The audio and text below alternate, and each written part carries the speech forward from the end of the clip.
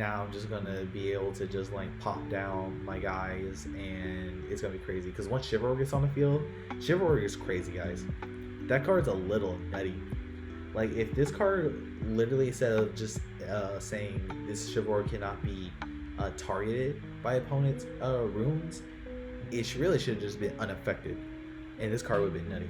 I feel like it should have been unaffected just because you have to get Boreas out and stuff, and it's hard to kind of stick this guy. But I understand why it would have been broken. So here I'm just kind of like thinking, do I want to send Chivalry? I have no reason not to send in Chivalry. What's the downside? I can just ascend on top of this Frigicub that has a water, so now he has a water enchanted to him. So that's exactly what I'm gonna do. So I'm like, I'm gonna send into Frigicub. I send a Chivalry. Do you have a response to it? I don't believe he had a response, so I just go straight into battle. Just because I have no spirits in Nexus 2, so I'm just gonna swing for full on 6. I mean, I guess I could have Nexus to Kione, from Kione to one of them, but I'm like, I don't really need to. In case my Frigicub dies, I can at least bring my Frigicub back with Kione and just call it a day. So I hit my opponent for 6 big damage. Like you can see this deck, and he concedes after this. He had no out, but you can see how like big this deck can get, right? Like this deck can go very aggressive very fast and get very snowballing real quick. Like my opponent really didn't have an out to my Frigicub, really. Once I got Boreas and Frigicub and he started getting spirits on field, my opponent didn't really have an answer to it. So this deck gets really snowballed really quick, and like I said, once you get Chivalry on the field, it's kind of like GG's, because now you can't really like get rid of it unless I just like get shielded. At this point, like shield is the only way to stop the Chivalry. So if you can kind of bait out your opponent's shield or like hit them with their blizzards, I'm telling you, man, this deck kind of goes crazy with the Chivalry. But enough of that game. Let's go on to the second game where it mainly still does the same thing. It highlights the focus that is a more of a Frost Nexus than a Chivalry deck, because you're not trying to get Chivalry out of the field. Chivalry is just nice because he's already like teched in with the Mount Boreas or whatever. But let's go ahead and check that game out. Alrighty, here we are for game number 2. So this is my starting hand. Also shout out to Capski, I believe that's how you pronounce it, from the Discord. This is who my opponent is right now, and so I open up with what is it? I believe it was Boreas, Chivalry, Narpoon, Kione, and Alter. Insane hand. That is such a base hand, dude. That's probably like the best hand you can ask for this deck. And then I draw into a Frost Nexus, right? So I'm like, I am so good. I am so big chilling here. Like, I don't have the back row correct, but I have all the tools I need to just go ahead and start popping off, right? I can just go ahead and play Boreas. Like the only problem is right now is like I would like some Frost Spirits in my Underworld just to get the benefit out of Frigicub, but it's totally fine. It's totally fine. I'm like, Ash Rabbit, okay, Ash Rabbit's fine. I can hit over that booty real easy. So go ahead and get this looked. Gets his look, gets his draw, and then we're gonna go ahead and move on from it. Because I believe he sets another one, so I'm like, yeah. Or he sets 2. Is that 2? No, I think he only sets 2 and then passes turn. Typical Ash Rabbit first turn play. You can never go run on play. But like I said, I'm sitting here chilling. I'm chilling. The only thing I really need at this point is a counter ramp, and I'm really sitting good. A shield. I draw a shield, so I'm like, okay, good. More back row. We need that. Great protection. So I'm like, okay, cool. I think I just go into Boreas, Frigicub, Kione. And we just kind of like start to try and get the snowball going, right? We want to go ahead and kind of be a little bit of aggressive, just to go ahead and just clear this rabbit. Because if my opponent has an answer to it, it's fine, because I have the Enfrostics, and then I get more value out of my Frigicub anyway. I enchant the Kione with 3. The way how I always do my divine enchantments, in case anyone's curious, is I always like, if I know I'm going to need to Nexus, I want to keep one on board. So technically, I really didn't want the second spirit on the Kione. I just only wanted one more. But it's fine or whatever. But that's how I typically used to whenever I do it. Also, it depends on the divine, right? Like in this instance, I don't really need the Kione. It's just here for Nexus Bank, and my opponent has a Side Nectar. So I'm like, okay. And I draw on a Frigicub. I'm like, okay. I know he has Poison Tibero. He has to have Poison Tibero. Do I just still let him get to Wasp 5e? Can I hit over the Wasp 5e is the question. And I do make a mistake. I believe I can't hit over the Wasp 5e. I thought I could with my mount board because my Frigicub's at 5, because I'm doing the math here. He's at 5, 6. Nexus 1 from Kione. That makes him 7. 8 if I Nexus 2 from Kione. So I'm like, okay, let's just ascend. Oh, no, wait. I remember. Okay, so here's my game plan, right? I'm like, alright, yeah, cool. I'm going to let him get into his Wasp 5e. I'm going to play this Frigicub. He's going to get Wasp 5e out. My idea was alter the moment he casts the Wasp 5e. I alter from the Wasp 5e.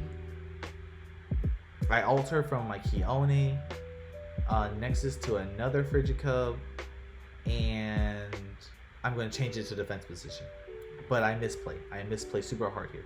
Also, my opponent should not expend that spirit yet until end phase.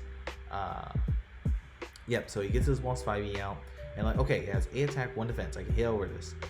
My problem here is I cast Alter. Boom. But the problem was here, I forgot Wasp 5e is unaffected by opponent's counter runes. So while it does not target, correct, it does not change position. So that is why, as you can see here, this one is swapped by destroying battle. Opponent's spend 3 when swapped, unaffected by opponent's counter runes if it ascends into Side Nectar, which it did. I totally forgot about that effect, and I was like, oh, but I'm like, okay, that's fine. I can play around this. I'm like, okay, this is fine. This is fine. I can make this work. I'm also in VC with these guys. I believe Matt was here as well from the Discord server, so shout outs to Matt. But yeah, so I'm like, okay, that's fine. I'm just gonna have to Nexus, I believe, from my I believe my opponent gets 1 spirit back because he didn't need to do that. But I believe I Nexus from my Kione to try and just crash into the Side Nectar. I'm like, okay, if I can't do anything, I'm like, oh no, what I do is I should have Nexus from Kione. Oh no, I do Nexus. Do I? I can't remember why I do this play. I'm sorry, everyone. I remember I Nexus. Okay, I do. I Nexus from Kione to Frigicub. Frigicub effect, because that puts me at 5, 6, 7, 8, 9. This would have put me at 9. And that's right. And that way I would have been able to hit over the thing. It's supposed to go into the Frigicub. So I go on a swing. But my opponent plays probably the biggest misplay I've ever seen. Unfortunately, he also changes his Wasp 5e into defense position, which means my Harpoon actually swings over and kills the Wasp 5e. I think my opponent realizes this after I change. He's like, oh, wait a minute. Yeah, we were talking about it. And I was like, and we were like, yeah, that's a misplay, buddy. That's a huge misplay. But it is what it is. We learn. We're here to learn, and that is why I'm doing this. So you guys can see like what are some big plays in this, right? My opponent had he had it. Unfortunately, he also just did not realize what that meant, and my board state how that really worked. My opponent tries to go and attack. Unfortunately, he doesn't realize that. I also realized last second too, on cast shield, but he can't heal over my Frigicub because my Frigicub is like 5 spirits on it. And so with my Malboreous, though, this thing's got a fat booty. I think it's got like 7. He was trying to expend from the Demeter. He accidentally enchanted it. So that's fine. Yeah. So he puts it back and then he disenchants. Boosting the Vis, or targeting his Vis. He accidentally targeted me, but he meant to target his Vis to swing. That way he'll be able to hit over it. But unfortunately, I do have the shield, which is great. I just pulled it straight off from my Frigicub because I'm like, who cares? Use a water spirit. Who cares? He destroys it. It doesn't get destroyed, by the way. Shield pops back into hand. Yeah, and then I just activate Frost's effect, and I'm just gonna go after my other Frigicub, and we're just gonna start nexusing. We're just gonna grab Frigicub, boom, boom. Frigicub's on the field, change modes. I'm going to enchant with the Frigicub.